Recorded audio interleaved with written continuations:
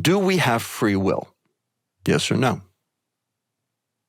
Complicated question. It's a complicated question, and it's one I've actually been researching this week, funnily enough, for a different project that I'm working on. Okay. And I was trying to get to a point where I had a solid answer. Now, there's a couple of schools of thoughts here.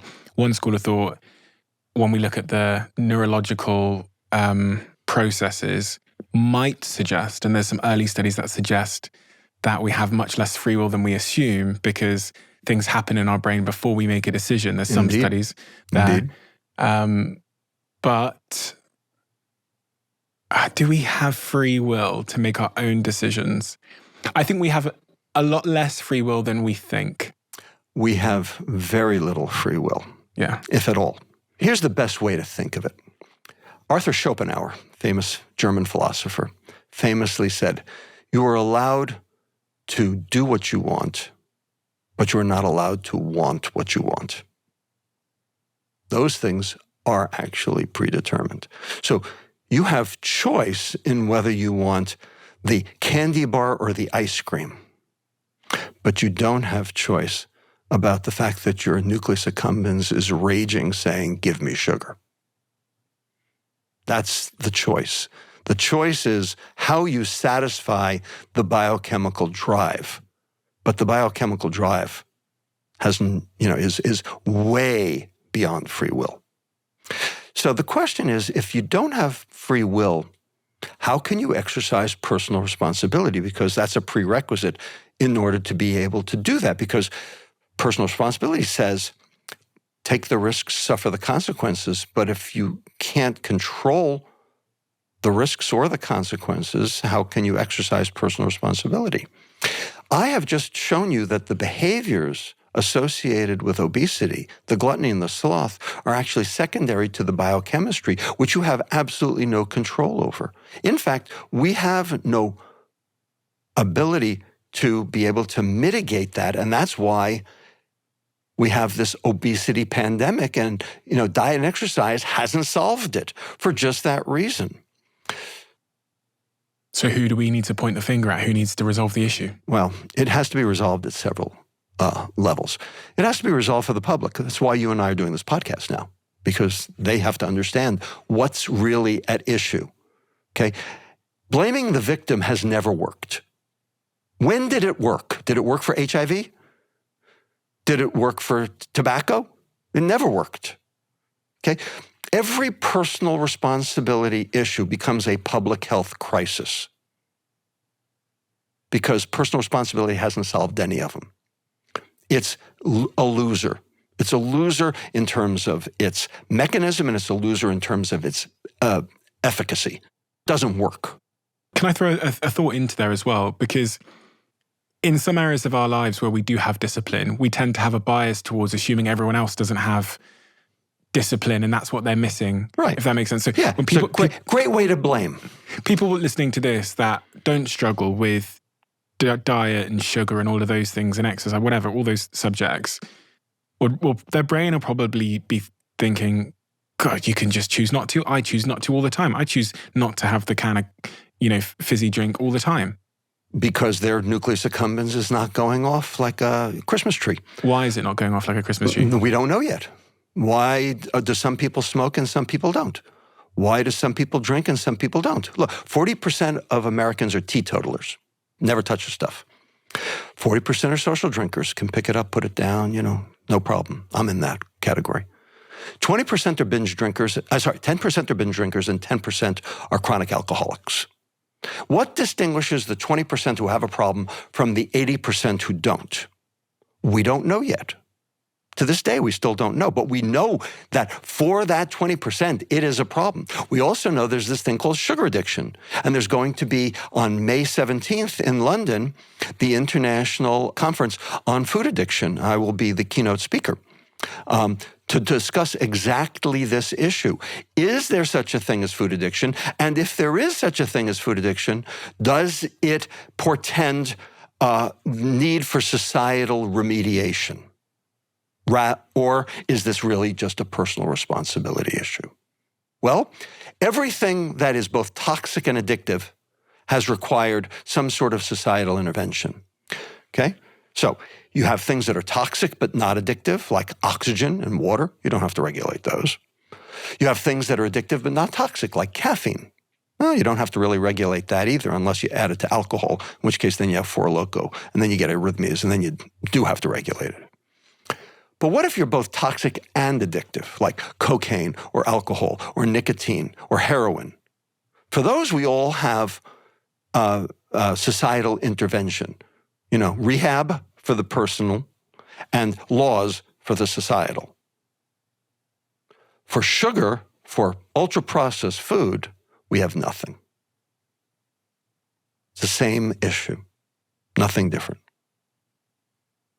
So you want regulation from the government on sugar? I think that the industry has to be told what to do. They haven't yet. Now, the question is, would it work? And the answer is, yeah, it would. And actually, who found out that it would work? The UK. You did it. You did it back in the 2000s. So in 2003, the Blair government brought all of the UK food manufacturers to the table in secret. So Waitrose and Tesco and M&S and every other CPG purveyor in the UK, and had a secret meeting, and told them, look, hypertension is running rampant and stroke is breaking the NHS bank. And it's because of the sodium. We have to get the sodium levels in ultra-processed foods down. So every one of you is going to play by the same rules so that there's no competitive disadvantage.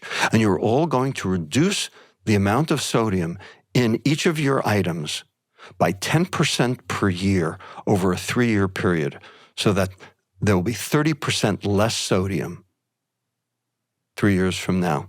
In 2006, it was 2007, I think, at the time. And they all did. And they didn't tell the public.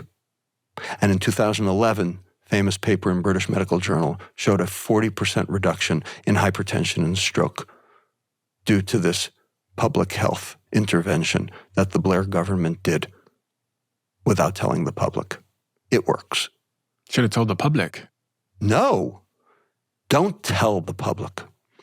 So, would this work for sugar?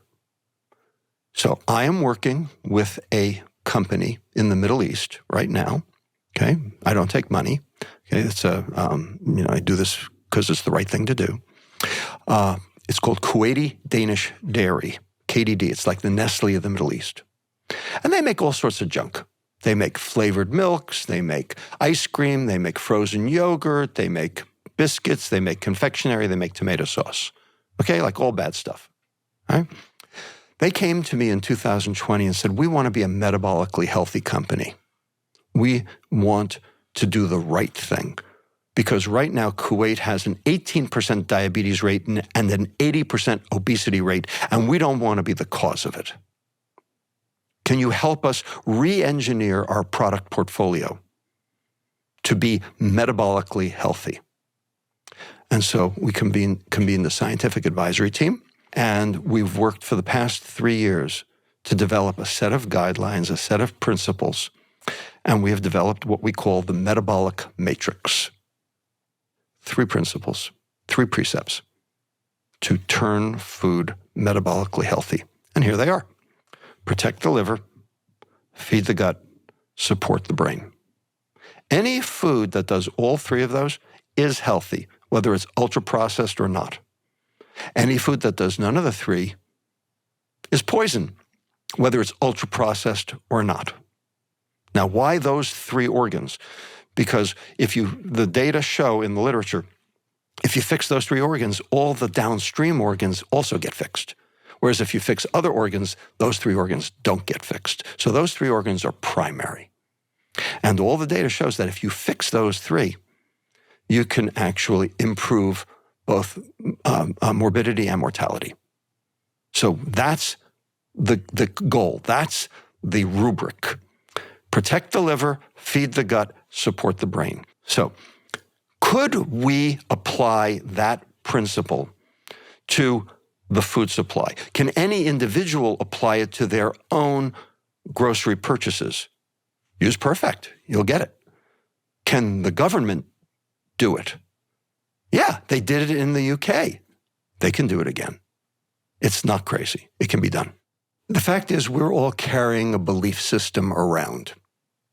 Okay? And now, where'd that belief system come from? The belief system is that ultra-processed food is food. Yeah. Where'd it come from? Came from the food industry. They told us so. The scientists and governments told us so as well, though, if you look back through history. So how do we know the scientists and governments are telling us the truth now? That's a very good question. That's a super question. How do you know what's true? We're in this problem right now. I'm worried that in 20 years' time, I'm going to be sat here on this podcast if people are still listening, and I'm going to be sat with another scientist, and he's going to be saying, do you know that the Dr. Robert Lustig, who you had on 20 years ago, everything he said has been disproved. And he's going to say fructose is the key. Apple juice is really important. We found out that vegetables are causing autism. Right. Did you ever see the movie Sleeper? No. Woody Allen, 1973. Honestly, I've seen no movies. He wakes up after 200 years in suspended animation, and he finds out that hot fudge and deep fat are good for you. Said, we've debunked all the stuff from before. So I get this question all the time. Everything we knew 10 years ago is already wrong, and everything we know today will be wrong 10 years from now. So if everything we know today will be wrong 10 years from now, why do anything about it? Because no matter what it is, it's likely to be wrong. This is known as the pessimistic meta-induction theory. This is how the Dark Ages started. The idea of dogma. There's only one dogma, Stephen, and the dogma is that there is no dogma. Because everything has to be refined. Dogma. How do you define the word dogma? Dogma means you take it on faith. Okay. You take it on faith. Okay, that's what science is for, is to debunk the previous generation's dogma. If we didn't do that, okay, we'd still be using leeches. Okay, we've debunked that dogma. We would still think that seizures were demonic possession. We've debunked that dogma. Okay, ultimately, science is not a straight line. It's a zigzag. Okay, but it still moves forward. So if I end up being discredited 10 years from now, 20 years from now, 30 years from now, hey, I was a cog in the wheel. At least I drove the vehicle forward. That's okay. And science is really a process, isn't it? Exactly. It is a process. It's not a set of religious belief. It's not a set of answers. It's just a process to uncovering information, I guess. But you have to then evaluate each piece of information for its veracity. Yeah. Because the problem with information is we're now peppered with disinformation. And how do you determine what's real and what's not? You say that to achieve contentment, you recommend following the 4 C's for contentment. Indeed.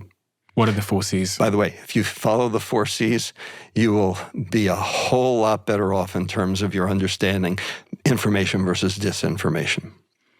So, in my book, Hacking of the American or Contemporary Mind, I talk about ways to lower your dopamine, reduce your cortisol, and raise your serotonin. And they're all 4 things your mother told you, and they're all free.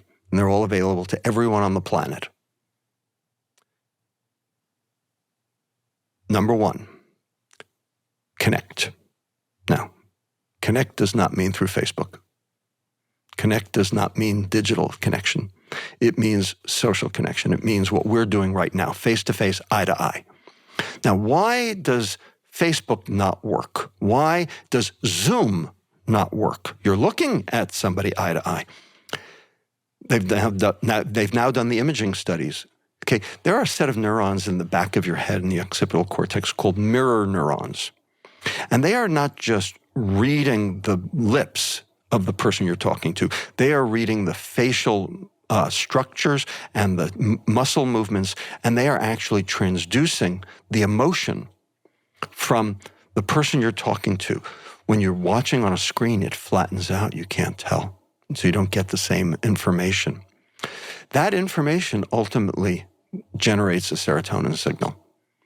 So you get contentment. So social connection actually drives contentment.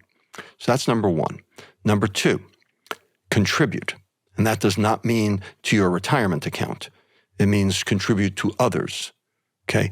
Contribute with purpose, like Habitat for Humanity. Basically, giving to others, because when you give to others, you feel better yourself. Okay? That generates a serotonin signal. Okay? So, lottery winners, are not happy. But the people who actually give their money away are. And that's one of the reasons why we have philanthropy. Makes people feel better. It's quite selfish in that regard then, isn't it? Well, yes, indeed. It seems selfless, but it's actually selfish, which is fine. It works just great. Number three, cope. And cope is three things. It's sleep, mindfulness, exercise, all of which are necessary to tamp down cortisol. Because if you're sleep deprived, your cortisol goes through the roof. If you are distracted, multitasking, your cortisol goes through the roof.